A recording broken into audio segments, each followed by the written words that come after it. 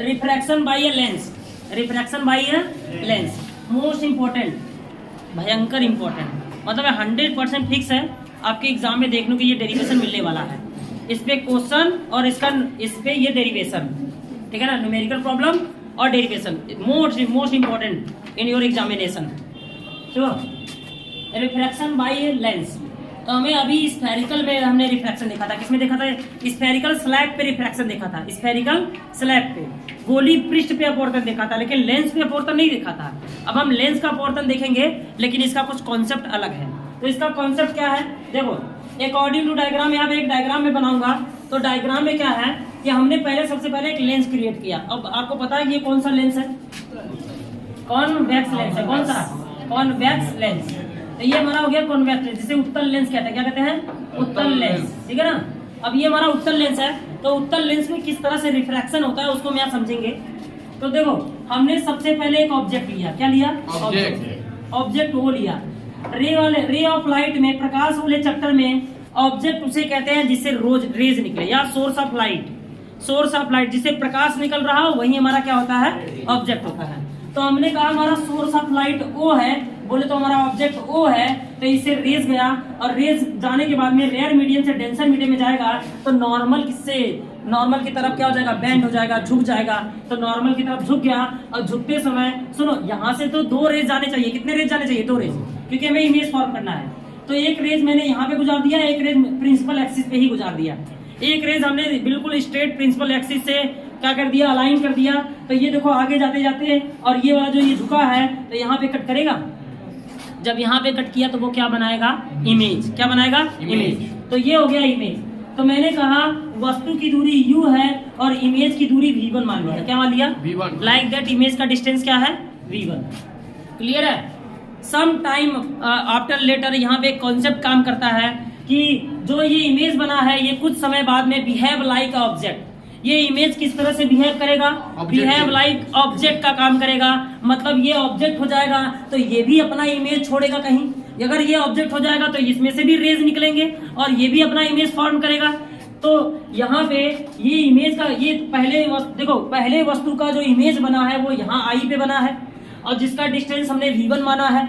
तो कुछ समय बाद ये आई ऑब्जेक्ट का काम करेगा, और ये भी अपना इमेज लेंस के सेकेंड साइड में बनाएगा।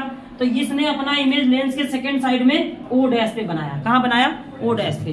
मैंने यहाँ बातें लिख दी हैं। इन first medium of object formed image in second medium, second side.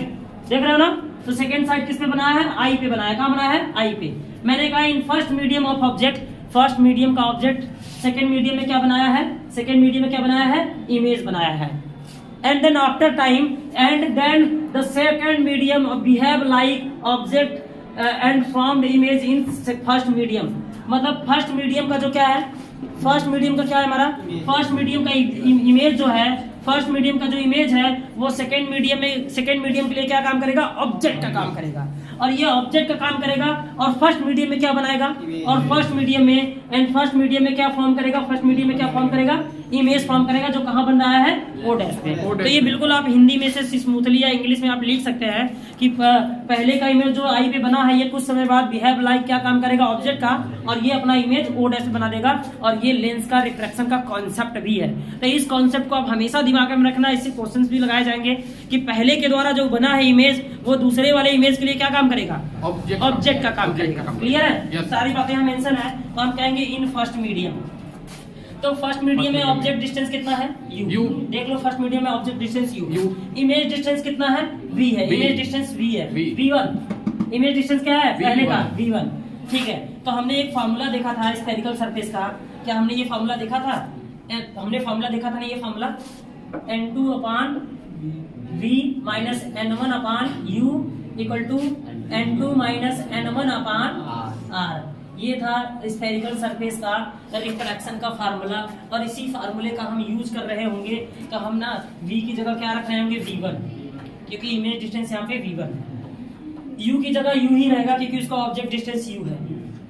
ठीक है। अगर हम मान लें कि इसका लेंस का जो फर्स्ट साइड का रेडियस है वो r1 है, और सेकेंड साइड का रेडियस r2 है, तो हम फर्स्ट हमने इसे लिखेंगे, जब हम फर्स्ट मीडियम से सेकंड मीडियम में जा रहे होंगे तो n2 माइनस n1 बटे r1 लिखेंगे।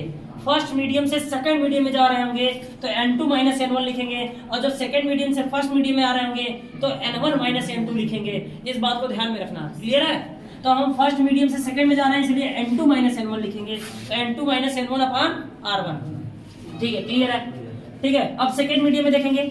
सेकंड मीडियम में ऑब्जेक्ट डिस्टेंस कितना है?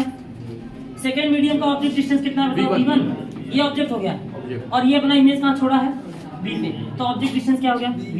तो हमने कहा फार्मूले में रख दो, इस फार्मूले में। चलो n2 अपॉन v तो v ही है, क्लियर है? तो देखो हो गया ना। लेकिन हमें फर्स्ट मीडियम से कहाँ जा रहा हूँ मैं?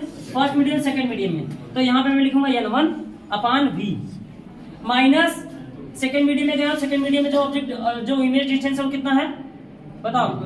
n2 अपॉन u होता है ना, तो इसका ऑब्जेक्ट डिस्टेंस कितना है?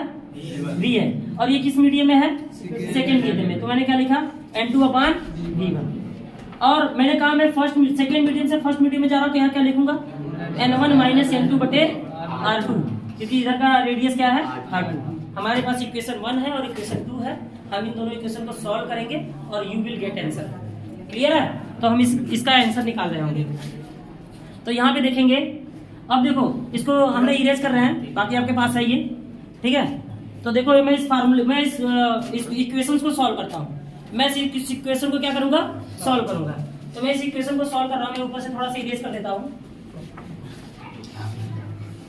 देखो इस इक्वेशन को मैं सॉल्व करूंगा, तो ये इक्वेशन ये हमारे पास क्या है? फर्स्ट, और ये हमारे पास इक्वेशन क्या है? सेकंड। तो हम फर्स्ट इक्वेशन को लिखेंगे n2 upon v1 minus n1 upon u equal to n2 minus n1 upon r1, equation first. चलो सेकंड लिख लो, n1 upon v minus n2 बटे v1 बराबर n1 माइनस n2 बटे r2, इक्वेशन 2, क्लियर है? अब इस इक्वेशन को देख रहे हैं कि यहाँ से कुछ कट रहा होगा, रिजॉल्व हो रहा होगा, इसे जोड़ने पे काट लेते हैं। चलो बताओ क्या कटा? ये कटा क्या? ये देख रहे हो क्या? माइनस n2 बटे v1 प्लस में, इधर माइनस में, इधर माइनस इधर प्लस में, कट गया। तो पहले प्लस वाला लिख लो n1 अपॉन v, और ये क्या है? Minus n1 upon u। चलो इन दोनों को लिख लेते हैं शुरुआत में, तो क्या लिखेंगे? चलो n2 माइनस n1 बटे r1, क्लियर है? n2 माइनस n1 r1 हो गया, और माइनस की प्लस होगा, और n1 माइनस n2 बटे r2, क्लियर है? ठीक है, तो यहाँ पे क्या हो जाएगा? देखो यहाँ से कॉमन क्या हो रहा है? कॉमन यहाँ से कॉमन बताओ, n1 हो रहा है, यहाँ से कॉमन n1 ले लो। चलो n1 कॉमन हो गया, क्या बचा? 1 upon v minus 1 upon u बराबर, अगर मैं यहाँ से n1 माइनस n2 कॉमन ले लूँ, या n2 माइनस n1 कॉमन ले लूँ, मैं यहाँ से n2 माइनस n1 कॉमन ले रहा हूँ, तो ब्रैकेट में बचेगा 1 बटा r1, और ये हो जाएगा माइनस कॉमन लेके, माइनस कॉमन लो तभी तो n2 माइनस n1 होगा, तो यहाँ माइनस कॉमन ले लोगे तो 1 अपॉन r2, समझ गए? तो ये रहा हमारा वो डेरिवेशन, ठीक है? अब इस n1 को मैं वहां भेज के इसको क्लियर लिख सकता हूँ, 1 upon v minus 1 upon u equal to n2 minus n1 upon n1, और ये हो जाएगा 1 बटे r1 माइनस 1 बटे r2। That's your answer, that's your derivation, ठीक है? तो इस डेरिवेशन को हम यहाँ तक लिख रहे होंगे, ये नीचे का था सब, ठीक है? तो हमारा जो रिजल्ट आया वो क्या है? रिजल्ट ये आया है। इसके आगे एक नोट पॉइंट होगा, और हम यहाँ पे लेंस मेकर फार्मूला भी डेरिवेट कर रहे होंगे इस फार्मूले से। कौन सा फार्मूला? Lens maker formula. तो यहाँ तक आप नोट डाउन करिए, उसके बाद बता रहा हूँ इरेज करके।